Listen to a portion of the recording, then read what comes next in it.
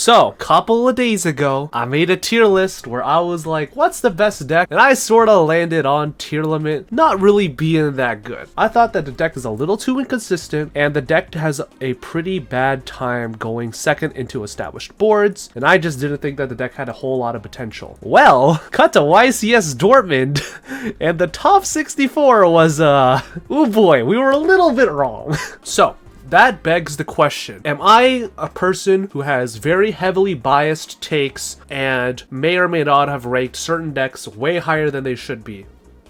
Nah. So I want to talk about how YCS Dortmund was a fucking Mickey Mouse event and how I'm never wrong and how this graph can be attributed to new format syndrome. So first and foremost, do I think that I rated Tearlament like a little too low? Yeah. Looking back on it, it probably should have been in like tier 2. I still don't think it's in like tier 1.5 or tier 1 or anything, but I do think that Tearlament is like, alright, fine. We'll pretend it's a real deck for this format. But another thing I do want to look at is that how wide this format is. So what happens is when you enter a new format, people will usually do one of two things. People will always play either a comfort pick when coming to events, or they will play like a deck that people are like, yeah, we kind of agreed that this is probably the best deck going into it. You notice that there's a lot of Unchained. There's a good amount of Pearly. Like, these are decks from last format that convert extremely easily into the new format. Additionally, people will also want to try out, you know, they want to experiment with stuff. People really like Tearlament because, you know, Tearlament has like a really famous / infamous legacy in Yu-Gi-Oh's history, and it has pretty good matchups into stuff like Unchained, as well as the fact that people just want to play Tearlament again after fucking Arise Heart got banned. But we should be noticing that a lot of other decks also snuck into Top Cut. Like, look at the amount of Branded that got in. Like, look at the amount of Mannadium that got in. Look at Labyrinth. I am extremely biased towards Labyrinth, but I did not expect this deck to get more than like one Top Cut slot. Like, we have Chimera Melfi, Makonko, like Pearly Sprite, Rika Sun Avalon. We have like Runic Sprite for a higher. We have fucking Virtual World who made it in. Vibing. Like, people playing a wide menagerie of decks sort of allows a lot of decks to sneak into Top Cut where they shouldn't have, and a lot of decks that are pretty good decks but definitely shouldn't be topping at such an amazing rate. It allows those decks to do extremely well coming to the format. Because if a lot of people are on Tearlament and they're playing against fucking Virtual World, you're gonna be fine most of the time. That is why I think like Tearlament did so well in this event, because a lot of people were playing it because they wanted to have fun in the new format, and also because, you know, Arise Heart's gone, but also it had a good enough matchup spread versus basically a bunch of garbage that people were playing as like comfort picks or for fun picks. Now that no one had to deal with like, you know, fucking wake up boys, it's time to banish all your fucking cards. How Virtual World exists, there's always like one or like two players who will just sneak into the Top Cut of a YCS just because of like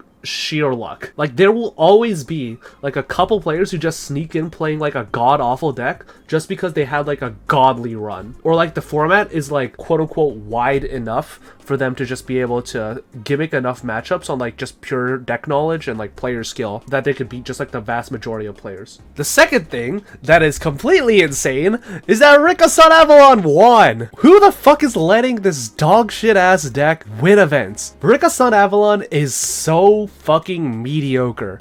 It loses to like a single hand trap. It's super inconsistent. It can't go second to like save its life. But for some reason, every fucking European YCS or event will just randomly have a Rika Sun Avalon player top. This is like the fucking conspiracy theory. Normal people talk about how like 5G is like infecting their kids. Yu-Gi-Oh player conspiracy theoryism is Europeans are infecting us of Rika Sun Avalon. Like, I'm sorry, I just can't take this deck seriously. You literally play a trap deck muted? How do I ban you? But again, is this a product of, you know, Rika Sun Avalon being a very good deck in the upcoming format?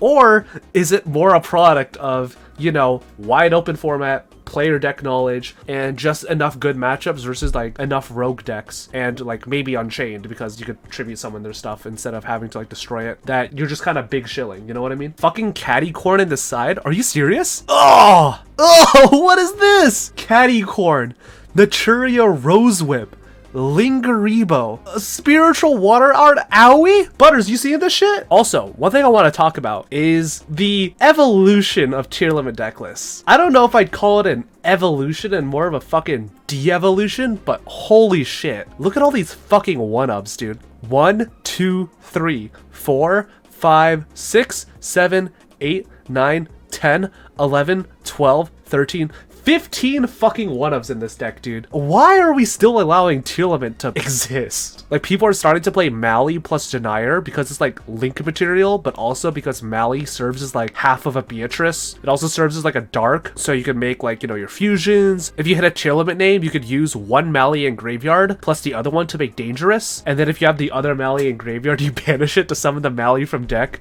and you overlay the two to make fucking Beatrice. Like, I thought people were insane for playing fucking Triva Karma as like a way to search out Planet to grab like Rhinoheart, but dude, I have no words. I just hate this deck. I think any deck playing fucking card destruction willingly is like on stronger drugs than I will ever be. Also, another development is that people are starting to cut King of the Swamp. Like, you'll notice in like some deck lists, people are just not playing like Rukolos anymore. That's because King of the Swamp is like kind of a brick. It's not like a great mill target, and it's only like good in consequence of like other cards. You know, like just like sometimes your extra deck just doesn't need to be making like Rukolos, Grapha, and just like a bunch of other like demented shit. So it's very interesting. I think like Tearlament it's got an interesting life ahead of itself. Do I still think it's like anything above tier 2?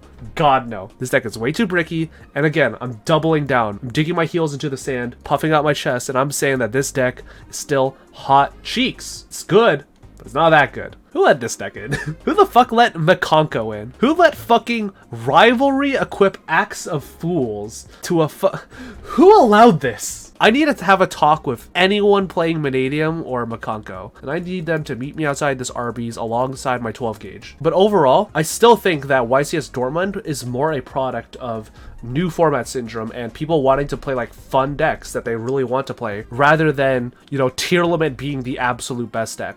I think Tearlament has a good matchup versus like Unchained. I think Tearlament is, you know, it's probably a tiered deck. It is like way higher than like tier 3 or Rogue or whatever where I put it in. But I still think that a lot of the decks that topped, like as the format evolves and we start, you know, figuring out that like, you know, this deck is actually kind of bad, or like people start taking the format more seriously and picking up more meta decks, I think that like the other pie chart and like all these other decks are sort of gonna get slimmed down very much so, and like maybe it's gonna be just like Unchained, Dragon Link, and like, you know, slight slivers of like Tearlament, Flu, Pearly, and like Labyrinth. You know what I mean? Hey yo, they added Pearly to the graph. That's also something I do want to bring up actually. The really funny thing is if you looked at the deck breakdown that the official Yu-Gi-Oh! Twitter did, you'll notice that the other is way bigger compared to this one. Like, it's 6% bigger. Huh.